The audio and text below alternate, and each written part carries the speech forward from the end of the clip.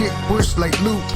Leg kicked out like the mama, that's how I shoot fades. Laced up in the box, now we looking like shoestrings. Fofo on my hip, say that he acting odd though. Sawed off under the seat, call it El Chapo. Hoes all over the place, looking like potholes. He dies, then he dies, now I'm sounding like Drago. Always let them bury themselves, that's how you sense fakes. I always aim straight for the head, that's how you kill snakes. Blood all over the place, told you we didn't play. Arms stretched down on the floor, just like Jesus laid.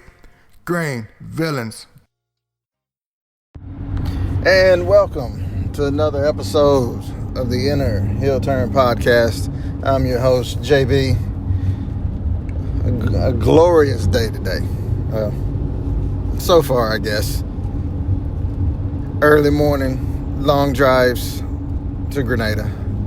Seems to always fire me up to do a show. I think I've done a good percentage of the shows driving to Grenada than I have been able to just sitting at the house. So, I don't know.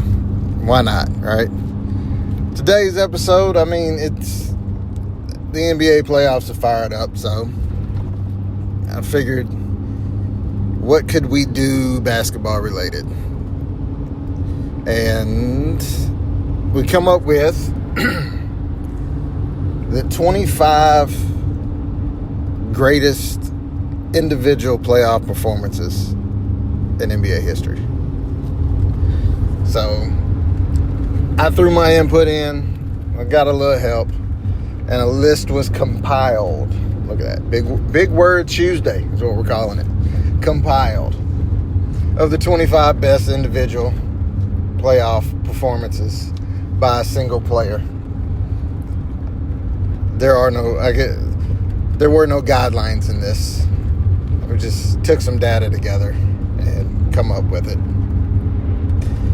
But we will start off at number 25, and I'm pretty sure there's a lot of people who say this one is low, but I won't. So number 25 is The Last Shot by Jordan.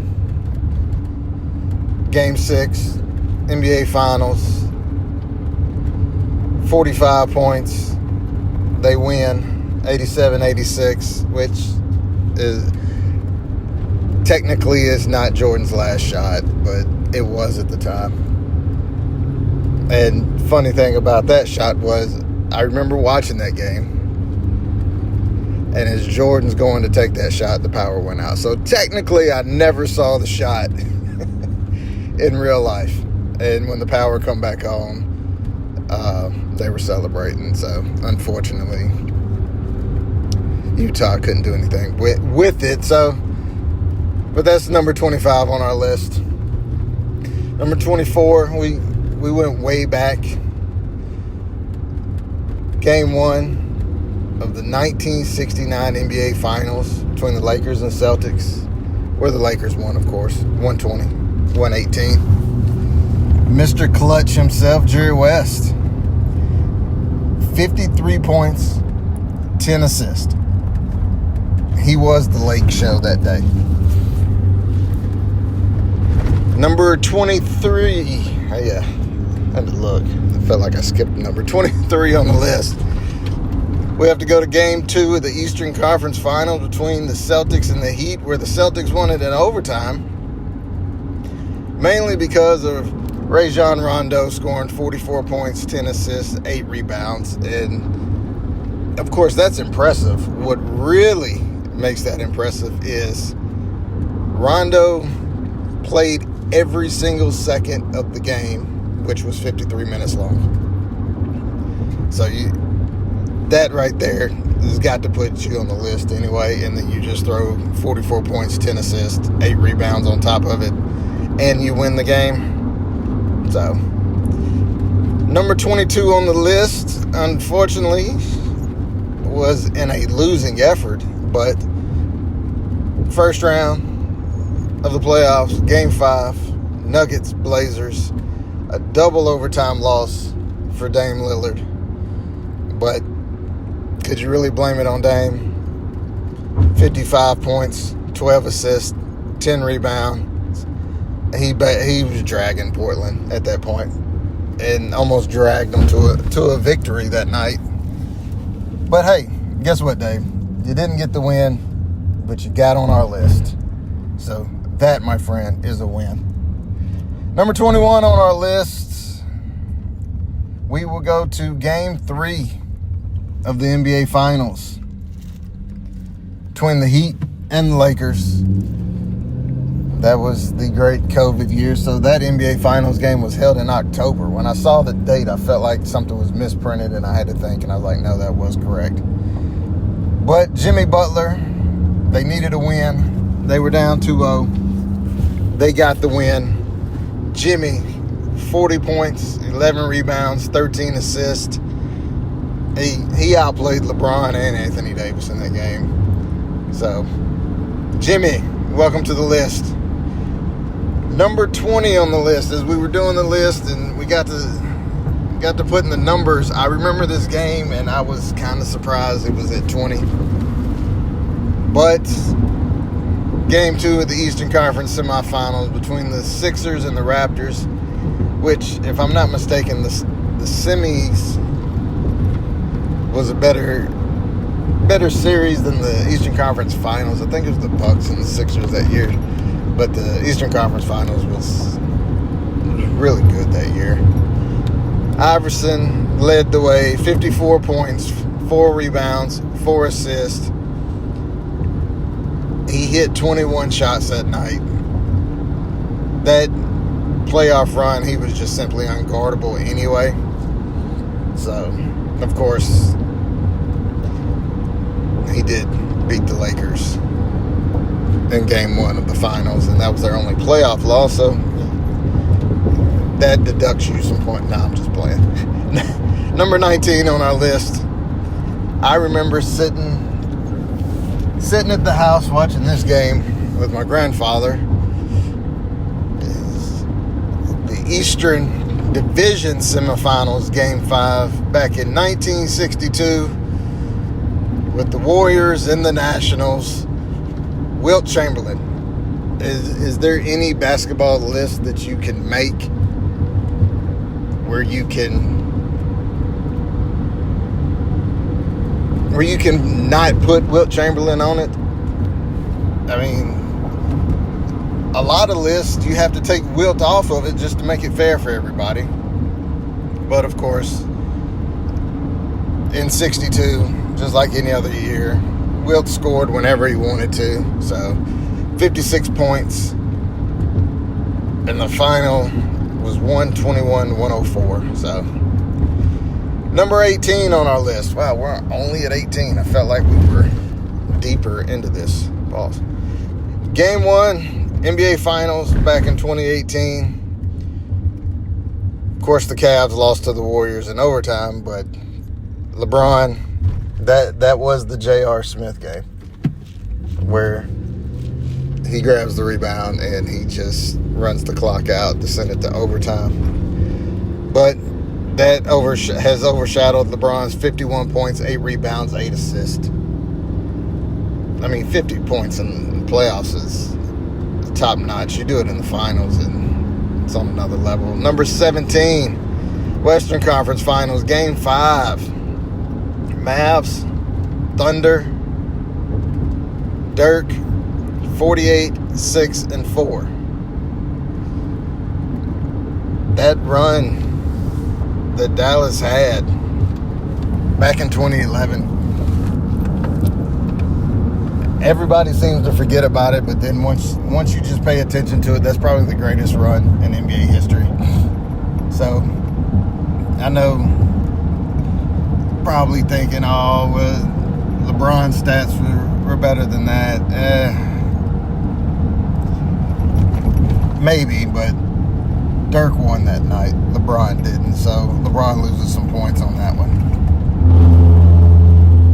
Number 16 on our list. Game 7, NBA Finals. Knicks, Rockets. 25 points, 10 rebounds, 7 assists, 3 blocks for Hakeem Olajuwon. All right? It wasn't a gaudy stat line. by any means. But Olajuwon controlled the game on both sides, and he hit massive shots down the stretch. They won the Finals MVP, and basically without a second star, he cemented his place among the greatest centers ever in that series. You just got to go back and watch the game. I'll keep that one above some of the other ones. I know. You got 50-point performances and all this and that. Trust me on this one. Trust me. Number 15 on the list, we have Charles Barkley. Game 3, first round of the playoffs. Warriors, Suns.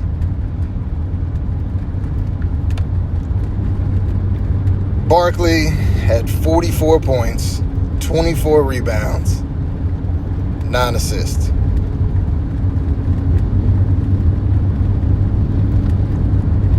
Just think about that.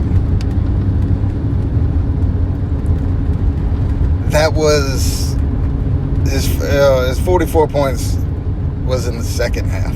He ended with 56.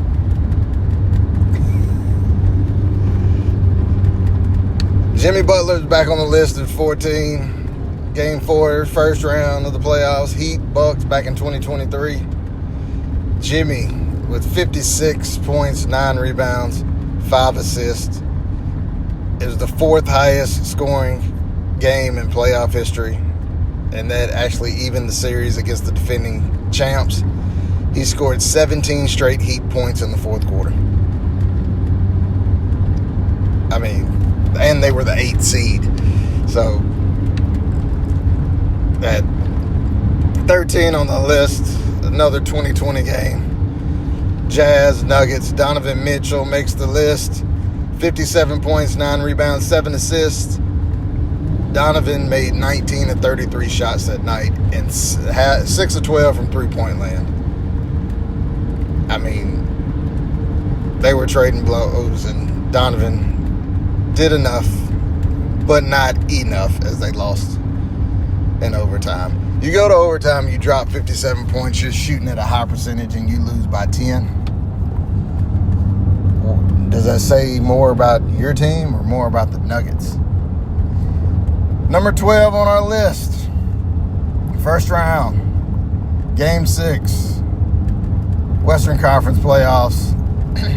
Suns, Lakers. Kobe Bean Bryant. You know Kobe had to make the list. Lakers win in overtime. Kobe has 50 points, 8 assists, y'all.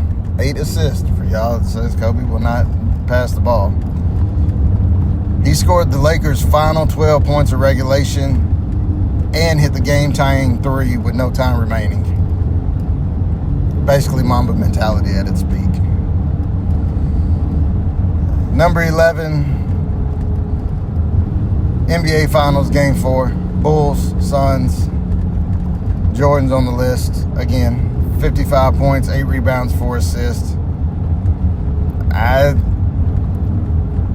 They rank it as one of the greatest shooting displays in Finals history. And it also gave Chicago a 3-1 lead, which basically sealed it. Number 10 on the list, we got to give some of the old guys love, right?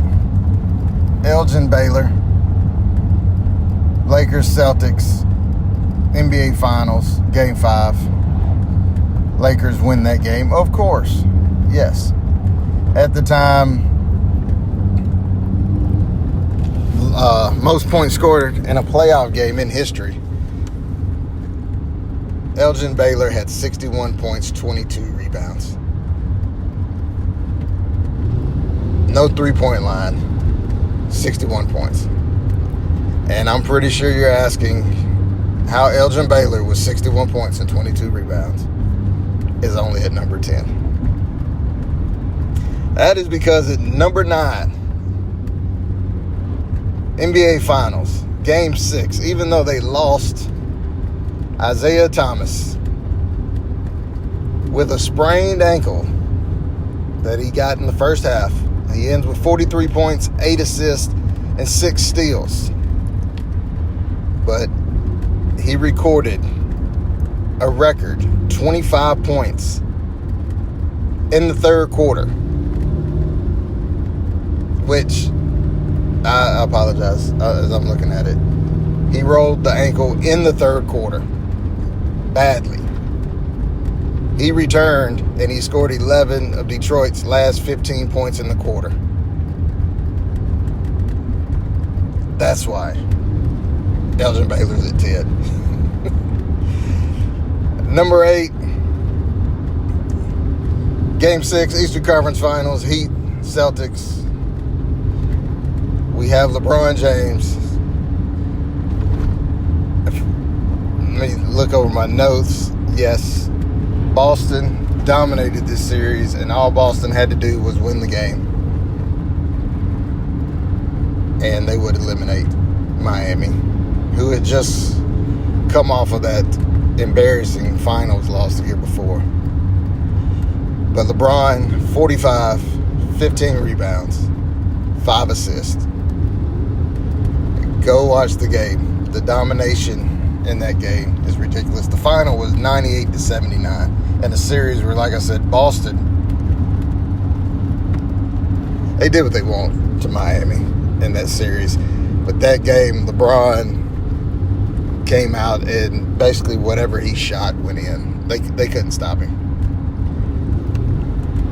Number 7 on the list, Game 5 of the NBA Finals.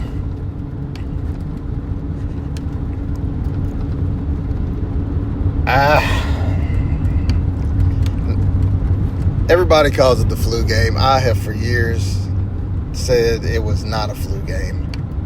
He was sick, but let's quit calling it the flu game because it was not the flu game. I don't know about you. I've been around people who have the flu, and I do not want to stay around those people because most of the time you end up with the flu. So I'm not taking away from it because the man he played hungover, and I've tried the playing hangover thing before, and that's not fun either. I would argue to say that's probably harder to do than playing with the flu. But he come out years later, and what was it, the Last Dance documentary? He went with food poisoning. Now, if that part was true, then that is more impressive than the flu game. So call it the food poisoning game. Jordan goes off with 38.7 rebounds, 5 assists, 3 steals. Of course, it's Michael Jordan. They couldn't call it a hangover game or a food poisoning game. They had to call it the flu. Flu sounded better. No, I was not impressed with it being the flu. Especially with everybody else trying to hold you up and nobody else gets the flu. I'm sorry. Number 6 on the list. Game 6 of the NBA Finals. Lakers. Sixers. Kareem was out, so Magic had to play center.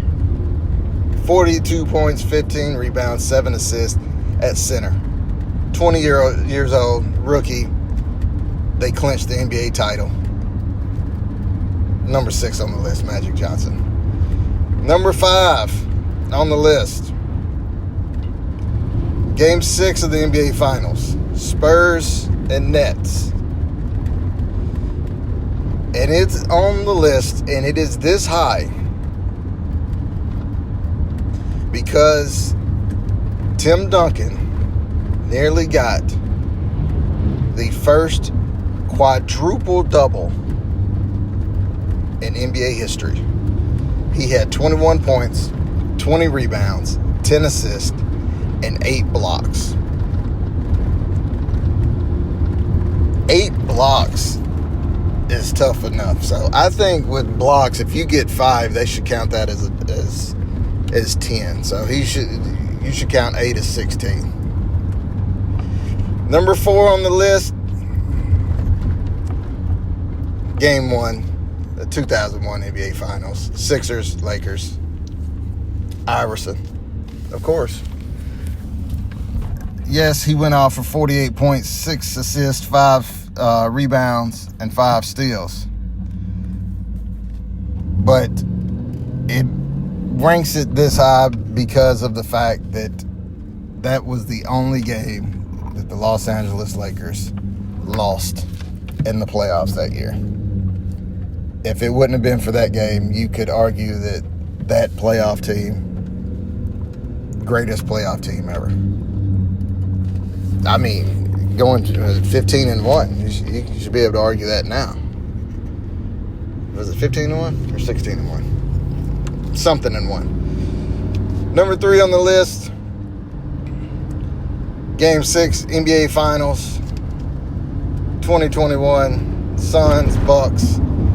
Giannis made the list. 50 points, 14 rebounds, 5 blocks. Giannis shot 16 of 25 and 17 of 19 from the free throw line.